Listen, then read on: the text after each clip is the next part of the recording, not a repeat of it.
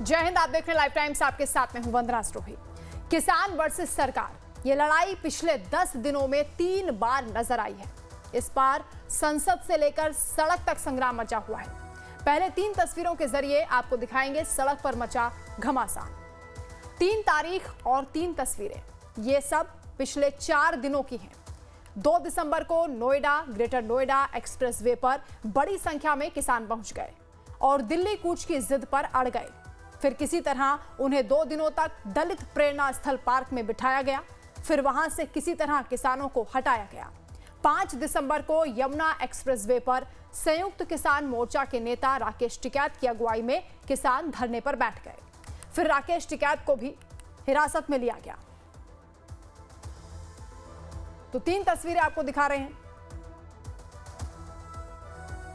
6 दिसंबर की भी तस्वीर आपके सामने है। ये आज की तस्वीर, जहां किसान शंभू बॉर्डर पर दिल्ली कूच करने के लिए आगे बढ़ते हुए नजर आए। इस दौरान नोकझोंक भी देखी गई, आंसू गैस के गोले भी किसानों पर दागे गए। तो सड़क पर भी संग्राम मचा हुआ है। सदन में भी किसानों को लेकर काफी हंगामा हुआ है। और ये 3 तारीख 3 तस्वीरें आपको दिखा रहे हैं। 2 दिसंबर, 5 दिसंबर और आज 6 दिसंबर की ये तस्वीरें आपके सामने हैं।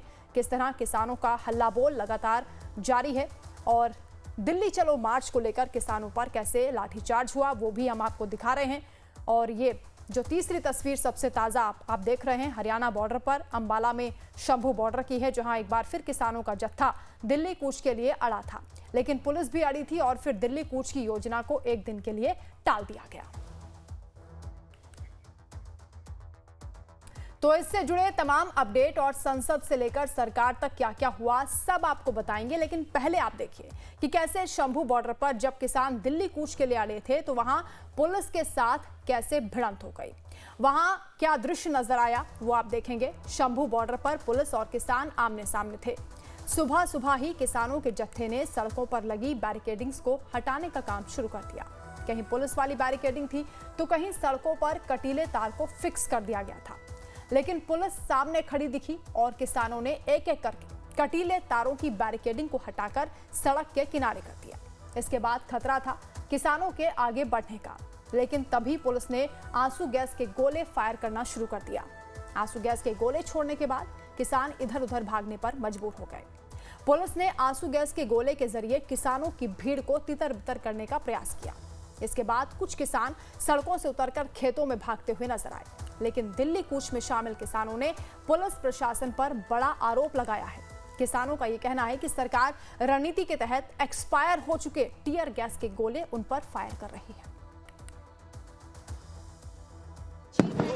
ये पैलेट बम है जी, जो चलाए हुए कुछ देर पहले 10-15 मिनट पहले, इसमें से पैलेट निकलती है, स्टील की गोलियां निकलती हैं, जिससे एकदम से बहुत हजारों के किलोमीटर की स्पीड से निकलती हैं। और जिसके भी लगेंगी, अगर सर में लगी, किसकी आंख में लगी, कहीं भी अनाज को आंख में लगती है तो जान जा सकती है। ये आंसू गैस का गोला है, जो पहले भी हम इसका देख चुके हैं असर पिछले 9 महीने पहले। तो इस बार फिर वो एक्सपायर डेट गोले चलाए जा रहे हैं ताकि रिकॉर्ड में इसको रिकॉर्ड में शो ना करना पड़े। जो एक्सपायर डेट है उनके रिकॉर्ड में है नहीं कि एक्सपायर हो चुके हैं। और अभी अगर उसका दोबारा से रिकॉर्ड चेक करेगा तो वो साफ मुकर सकती है, जैसे अपने बार बार बात करके मुकर रही है। पहले बोला कि ट्राली में नहीं आने देंगे, फिर बोला ट्रेन में नहीं आने देंगे, और फिर बोला कि आप पैदल आ जाओ। आज पैदल आने से भी रोक रहे हैं। तो बात पे अपनी सरकार मुकर रही है अपनी बात से। तो इसमें से भी वो मुकर सकते हैं कि देखिए हमने चलाए नहीं, हमारे रिकॉर्ड में आंसू गैस के गोले पूरे हैं जितने थे। तो ये रिकॉर्ड में हम लेकिन अपने रिकॉर्ड में रख रहे हैं।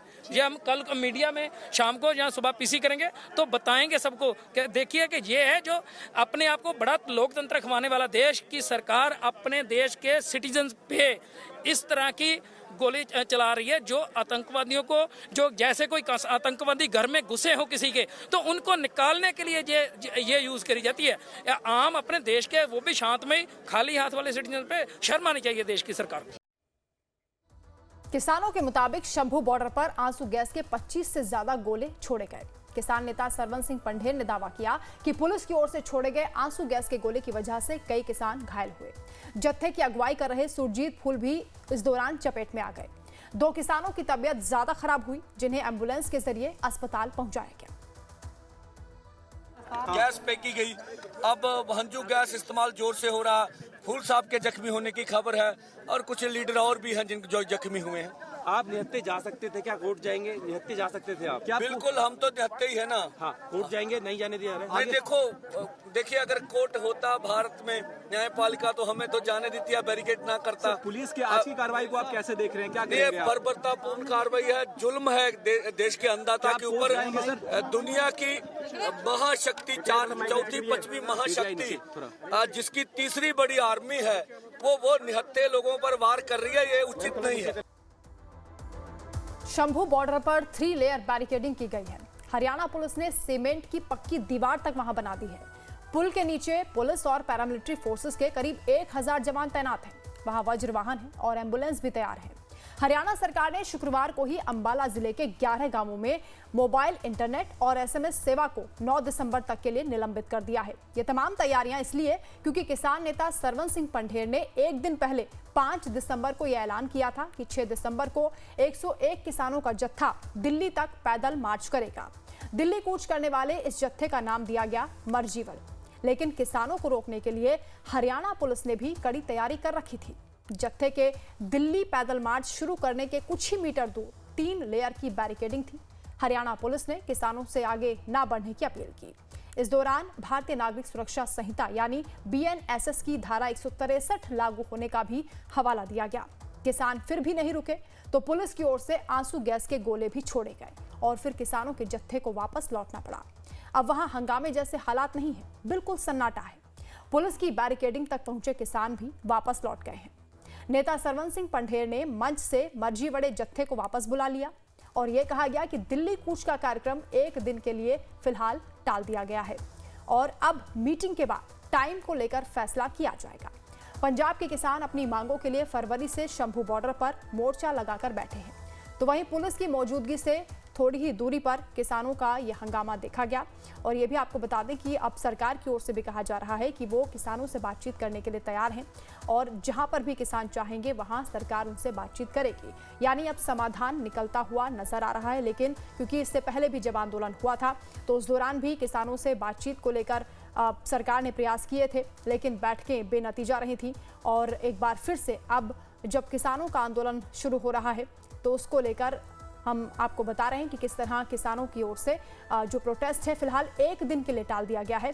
और ये भी कहा गया है कि आगे बातचीत के जरिए क्या समाधान निकलता है उस पर ये डिपेंड करेगा कि वो अगला जो प्रोटेस्ट है किस तरह से आगे बढ़ाएंगे, यानी उसकी टाइमिंग क्या होगी और किस दिन वो आगे बढ़ेंगे। हालांकि फिलहाल एक दिन के लिए ही किसानों का ये जो प्रोटेस्ट है वो स्थगित हुआ है, यानी एक दिन के बाद फिर से ये किसान दिल्ली कूच के लिए आगे बढ़ सकते हैं। हालांकि प्रशासन की ओर से भी सख्त जो कदम है वो उठाए गए हैं और सुरक्षा के लिहाज से कई लेयर की बैरिकेडिंग की गई है। खासतौर से शंभू बॉर्डर पर 3 लेयर बैरिकेड्स किए गए हैं। हरियाणा में बता दें आपको कि सीमेंट की दीवार तक बना दी गई है और इन किसानों को रोकने के लिए पूरी कोशिश की गई है। लेकिन अब ये देखना होगा कि आगे किस तरह से किसानों की रणनीति होगी और सरकार के साथ जब बातचीत की जाएगी तो कैसे इसका समाधान निकाला जाएगा। तो वहीं पुलिस की बैरिकेडिंग तक किसान पहुंच गए थे, आपको बता दें, और दिल्ली कूच का जो कार्यक्रम है एक दिन के लिए टाल दिया गया है। और ये भी जो किसानों की मांगे हैं लगातार बहुत दिन से उठाई जा रही हैं और ड्रोन की तस्वीरें भी हम आपको दिखाएंगे जहां पर आप देख पाएंगे कि किस तरह से ड्रोन के जरिए जब ये तस्वीरें कैद हुई तो दूर तक किसानों की जो ये लंबी कतारें हैं वो आपको नजर आएंगी। 101 किसानों का ये जत्था था जो कि दिल्ली कूच करने के लिए आमादा था और इन्हें रोकने के लिए प्रशासन ने किस तरह से बैरिकेड्स किए थे वो तस्वीरें हम आपको दिखा रहे हैं। दूर तक आपको ये तस्वीरें नजर आ रही हैं, किस तरह किसानों ने आगे बढ़ने का प्रयास किया, उन पर आंसू गैस के गोले दागे गए और किसानों ने तब तमाम आरोप भी लगाए। कल का जत्था इसलिए रोका जा रहा है, अब ये कल का जत्था परसों जाएगा, ठीक है जी। ये क्यों परसों कर दिया गया? एक तो जो उन्होंने कहा है कि हम वार्ता के लिए तैयार हैं, कल का दिन हम देख लेते हैं। अगर वो बातचीत करना चाहते हैं उनको समय मिल जाएगा, पता चलेगा। अब केंद्र ने वार्ता करनी है या नहीं करनी है, ये उनका अपना आजाद निर्णय होगा। हम चाहते वार्ता हो। दूसरा, जितने जख्मी हो गए हैं उनको हमने कवर कर लेना है। परसों 12 बजे 2 फोरमों ने जो निर्णय लिया है 101 का जत्था इसी तरह से आगे बढ़ेगा। कल का हमने केंद्र को समय दिया है और अपनी ओर से पीसफुल रखने के लिए हम सरकार के साथ टकराव नहीं चाहते हैं, इसलिए दोनों फोरमों ने उचित निर्णय लेके रखा। भी हम टकराव अपनी ओर से नहीं चाहते हैं। तो ऐसा नहीं है कि किसानों की ओर से इस आंदोलन को वापस लेने की तैयारी नहीं हो रही है, बल्कि किसान भी चाहते हैं कि जल्द से जल्द उनका ये मुद्दा सुलझे और सरकार उनसे बात करे। किसानों से बातचीत करने के लिए अनिल घनवट 3 कानून को लेकर सुप्रीम कोर्ट में जो मामला गया था उस पर सुप्रीम कोर्ट ने 3 सदस्य पैनल बनाया था, जिसमें अनिल घनवट भी शामिल थे। अनिल घनवट को किसान से जुड़े मुद्दे का काफी अध्ययन है और इनके अलावा किसान नेता देवेंद्र प्रधान भी हमारे साथ हैं, उनसे भी हम बातचीत करेंगे। और आपका स्वागत है। सबसे पहले अनिल जी, आप ही के पास आते हुए, ये जो किसानों का आंदोलन है और लगातार हम देख रहे हैं कि किसानों की ओर से जो प्रदर्शन किया जा रहा है उसमें कई उनकी मांगे हैं, समाधान किस तरह से निकलेगा इस पर हम बातचीत करेंगे। लगातार जो किसानों के साथ कहा जा रहा है कि सरकार से कोशिश हो रही है कि वो बातचीत के जरिए समाधान निकालें, तो अनिल जी कैसे इस पूरे प्रोसेस को आगे बढ़ाया जा रहा है और अभी तक की जो कार्रवाई हुई है उसमें क्या आप देख पा रहे हैं? देवेंद्र जी।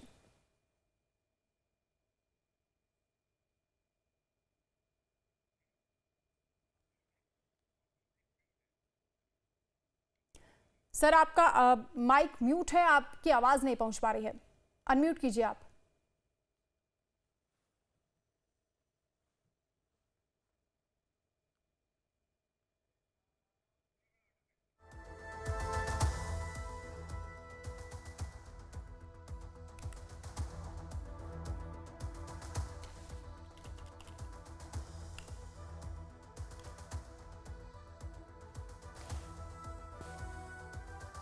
तो किसानों को रोकने के लिए प्रशासन की ओर से क्या इंतजाम किए गए थे और कैसे किसानों का जो आंदोलन है एक दिन के लिए अब स्थगित हुआ है वो हमने आपको बताया। लेकिन ऐसा नहीं कि किसानों ने आंदोलन वापस ले लिया है, बल्कि वो अपनी मांग पर अड़े हैं।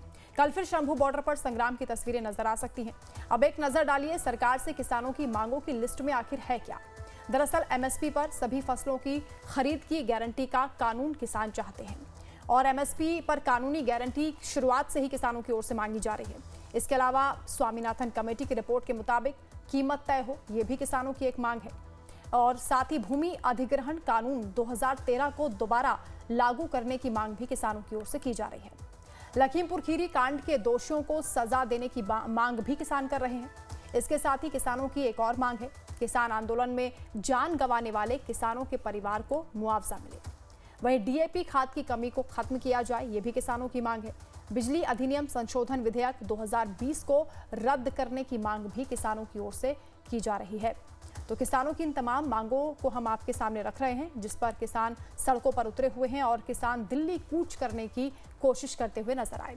तो सड़क पर किसानों के संग्राम और उनकी मांगों के बाद संसद में किसानों को लेकर बातचीत हुई। तो सबसे पहले आप सुनिए कि केंद्रीय कृषि राज्य मंत्री ने संसद परिसर में क्या कुछ कहा, जिसमें उन्होंने किसानों के साथ जहां कहीं भी जाकर बातचीत करने का भरोसा दिया है। सुनिए। किसान उनकी क्या समस्या है और कौन उसको सोल्व कर सकता है, कौन सा मंत्रालय क्या है, आके वो संवाद करे, बातचीत करे, उनके लिए दरवाजे खुले हैं। नहीं तो मैं भी उनका भाई हूँ, क्या समस्या है हमारे कोई बातचीत करे तो हम खुद उनसे वो आने के लिए उनके लिए दरवाजे खुले हैं, आकर वो बातचीत करें। अरे यदि वो बुलाए तो हम उनके बीच में जाने के लिए तैयार। तो वहीं केंद्रीय कृषि मंत्री शिवराज सिंह चौहान ने भी राज्यसभा में बड़ा बयान दिया, जिसमें उन्होंने किसानों की सारी फसल एमएसपी पर खरीदे जाने की गारंटी दे दी। 50% लागत पर कम से कम 50 कह रहा हूं माननीय सभापति वर्ष, कई फसलों पे हम 100% लाभ दे रहे हैं, देकर हम समर्थन मूल्य घोषित भी करते हैं। और मैं आपके माध्यम से, इस सदन के माध्यम से सदन को आश्वस्त करना चाहता हूं कि मिनिमम सपोर्ट प्राइस पर किसान का पूरा उत्पाद खरीदा जाएगा। ये मोदी की सरकार है और मोदी की गारंटी पूरा करने की गारंटी है। तो कृषि मंत्री ने भरोसा दिया है किसानों को एमएसपी गारंटी को लेकर और यह भी कहा कि मोदी की गारंटी का मतलब है कि गारंटी का पूरा पक्का होना। तो केंद्रीय कृषि मंत्री शिवराज सिंह चौहान को आपने सुना, जिन्होंने किसानों को एमएसपी गारंटी का भरोसा दिया है। और इस बयान का मतलब ये हुआ कि अगर किसान को किसी फसल को उगाने की लागत 200 रुपए तो सरकार उसे 300 रुपए एमएसपी तय करके उसकी खरीद करेगी। शिवराज सिंह चौहान के इस बयान की संसद में जमकर तारीफ हुई और तारीफ मिली सीधे आसन की ओर से, यानी सभापति जगदीप धनखड़ ने शिवराज को किसानों का लाडला भाई कह दिया। जबकि दिलचस्प बात यह कि 2 दिन पहले ही उन्होंने शिवराज को बड़े तल्ख तेवर में कई सवाल पूछे थे और दोनों बयानों को एक साथ आप सुनिए। श्री मंत्री जी, एक एक पल आपका भारी है। मेरे आपसे आग्रह है और भारत के संविधान के तहत दूसरे पद पर विराजमान व्यक्ति आपसे अनुरोध कर रहा है कि कृपया करके मुझे बताइए, क्या किसान से वादा किया गया था और वादा किया गया वादा क्यों नहीं निभाया गया, और वादा निभाने के लिए हम क्या कर रहे हैं। गत वर्ष भी आंदोलन था, इस वर्ष भी आंदोलन है, काल चक्कर घूम रहा है, हम कुछ कर नहीं रहे हैं। माननीय मंत्री जी मेरे साथ थे, जाते समय भी थे, आते समय भी थे, और मैंने माननीय मंत्री जी के कहा और मैं आश्वस्त हुआ कि जिस आदमी की पहचान देश में लाडले के नाम से थी, अब वो किसान का लाडला होगा। और मैं पूरी तरह आशावान हूं और ऊर्जावान मंत्री अपने नाम के अनुरूप शिवराज ये कर दिखाएंगे। जयराम रमेश जी से मुझे उम्मीद थी कि वो कोई प्रश्न पूछेंगे, किसान को बड़ा अच्छा लगता यदि अगर एक बार भी एडजमेंट मोशन आता, आया नहीं। शिवराज जी बोलिए। और आज मैंने आपका नामांकन कर दिया किसान के लाडले। तो किसानों के मुद्दे पर हम बात कर रहे हैं और हमारे साथ खास मेहमान जुड़ गए हैं। अनिल घनवट जी हमारे साथ हैं। 3 कानून को लेकर जो सुप्रीम कोर्ट में मामला पहुंचा था, उस पर सुप्रीम कोर्ट के 3 सदस्य पैनल बनाया गया था, जिसमें अनिल घनवट भी शामिल थे। बहुत स्वागत है आपका अनिल जी। इसके साथ ही हम बातचीत करेंगे और हमारे साथ किसान नेता देवेंद्र प्रधान जी भी हैं। सबसे पहले अनिल जी, आप ही के पास आते हुए, क्योंकि सुप्रीम कोर्ट तक ये मामला पहुंचा और किसान अभी भी आंदोलन पर हैं, किस तरह से इस प्रोसीडिंग को आगे बढ़ाया गया और क्या समाधान होता हुआ आपको नजर आता है? किसान, क्योंकि कृषि मंत्री को भी हमने सुना, वो भरोसा दे रहे हैं कि जो किसानों की मांग है एमएसपी को लेकर, उस पर काम किया जाएगा। पहली बात तो यह है कि कृषि मंत्री जी ने जो कहा है कि ये मेरी आवाज मुझे वापस आ रही है। जी बोलिए। पहली बात यह है कि जो उन्होंने कहा कि अगर लागत 200 है तो हम 300 दे रहे हैं, यही गलत है। ये है कि 200 अगर लागत है तो इनका एमएसपी 100 रुपया है और उतना ही दे रहे हैं, उससे ज्यादा कुछ नहीं दे रहे हैं। तो ये उन्होंने ये जो तरीका है एमएसपी निकालने का, वही बदलने की जरूरत है। महाराष्ट्र में गेहूं का लागत मूल्य 4000 से ज्यादा उनकी सिफारिश है। ये सोयाबीन जो आज 4892 में बिकता है, या एमएसपी है उसकी, तो उसका लागत मूल्य महाराष्ट्र सरकार कहती है कि वो 6945 रुपया है। यानी लागत से भी 50% कम अगर आप एमएसपी निकाल रहे हैं, तो ये सरासर नाइंसाफी है किसानों के ऊपर। तो पहली शुरुआत इस चीज से होनी चाहिए कि ठीक तरह से एमएसपी का कैलकुलेशन हो और उसके ऊपर C2+FL देना हो या जो कुछ भी देना हो, पहले तो लागत तो सही से निकालो। दूसरी बात यह है कि किसी भी पार्टी की सरकार सत्ता में हो और अगर इसी तरह के गवर्नमेंट इंटरवेंशन रहेंगे खेती उपज के मार्केट पे, तो कोई भी सरकार एमएसपी नहीं दे सकती। और अगर फ्री मार्केट मिला किसानों को तो वो लागत से या C2+FL से भी ज्यादा मिलेगा। आज गेहूं के दाम इंटरनेशनल मार्केट में 3500 तक पहुंच गए हैं और हमारे भारत सरकार ने निर्यात पे रोक लगा के रखी है। अगर वो खुला होता तो एमएसपी से दुगना मिल जाता किसानों को। हमारे सभी दलहन, सभी तिलहन के एक्सपोर्ट पे रोक लगी हुई, चावल पे रोक लगी हुई, उन्होंने कुछ कम कर दी है। तो जब तक एमएसपी ये मैक्सिमम सेलिंग प्राइस बनी रहेगी, तब तक किसानों के हाल में कोई सुधार नहीं होने वाला है। तो सरकार ने यानी पहले आप ये बता रहे बात हैं कि करनी मूल्यांकन चाहिए सही से नहीं कि किया जा रहा है, वाजिब लेकिन दाम आप जो क्योंकि किसानों को एक्सपर्ट हैं मिलना सर चाहिए, और कमेटी वो का हिस्सा पहले भी रहे देने हैं। की तैयारी करनी चाहिए। हाँ, आपकी बात तो सरकार तक पहुंची होगी सर, आप लोगों ने राय दी होगी, क्या एक्सपर्ट की राय को नहीं माना जा रहा है? अगर हमने दी हुई राय को उन्होंने गंभीरता से देखा होता और उस पे अगर अमल होता तो आज ये आंदोलन ही नहीं खड़ा होता था। क्योंकि अगर हमने जो सिफारिशें की थी वो उसमें इसेंशियल कमोडिटी एक्ट रद्द करने की बात कही थी हमने। अगर इसेंशियल कमोडिटी एक्ट रद्द हो जाता तो ये रोक नहीं लगती और किसानों को बहुत ज्यादा पैसा मिल जाता।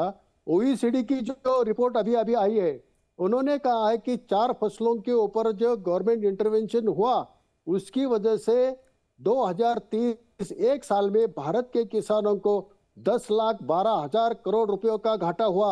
10,12,000 करोड़ एक साल में, ये छोटी रकम नहीं है। भारत के किसानों को 50 साल का बकाया कर्जा Tata institute of social science कहती है 6,40,000 करोड़ है सिर्फ। यानी एक साल में पूरा कर्जा चुका सकते थे किसान। लेकिन इन्होंने ये जो एक्सपोर्ट पे बैन लगा के रखा है, इंपोर्ट कर रहे हैं, स्टॉक लिमिट्स लगा के रखे हैं, इसकी वजह से किसान गरीब हो रहा है। एमएसपी नहीं मिलने से नहीं हो रहा है। अगर एमएसपी देनी है तो पहले ये खत्म कर दो। ठीक है, आप ही कह रहे हैं कि आप लोगों ने अपनी राय साझा की थी लेकिन उस पर अमल नहीं हुआ है। किसान नेता देवेंद्र प्रधान जी भी हमारे साथ हैं। हाँ ठीक है देवेंद्र जी, ठीक है सर, मैं लौटूंगी आपके पास। देवेंद्र जी, कहां पर पेच फंसा हुआ है? ये बातचीत के जरिए समाधान निकलने को तैयार क्यों नहीं है? क्योंकि सरकार तो कह रही है कि हम बातचीत के लिए तैयार हैं, कहीं पर भी आप बुला लीजिए।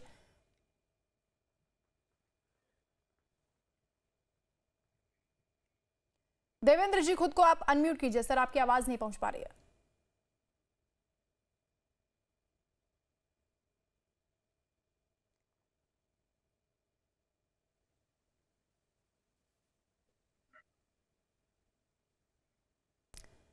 ठीक है, अब अनिल जी हमारे साथ लगातार जुड़े हुए हैं। अनिल जी, देवेंद्र जी क्या आप सुन पा रहे हैं? नहीं, उनकी आवाज नहीं आ रही है। अनिल जी, कहां पर पेच फंसा हुआ है? यह है कि सरकार की इच्छा ने, जो पॉलिटिकल विल होनी चाहिए ये सुलझाने की, वो नहीं है। किसानों ने बहुत समझदारी से यह आंदोलन किया है इस बार। उन्होंने ना ट्रैक्टर लिया है, ना ट्रेनों से जा रहे हैं, ना बस से जा रहे हैं, पैदल जा रहे हैं। क्योंकि कृषि मंत्री को भरोसा दे रहे हैं और सभापति उनकी तारीफ में ये भी कह रहे हैं कि आप तादाद भी बहुत ज्यादा नहीं है।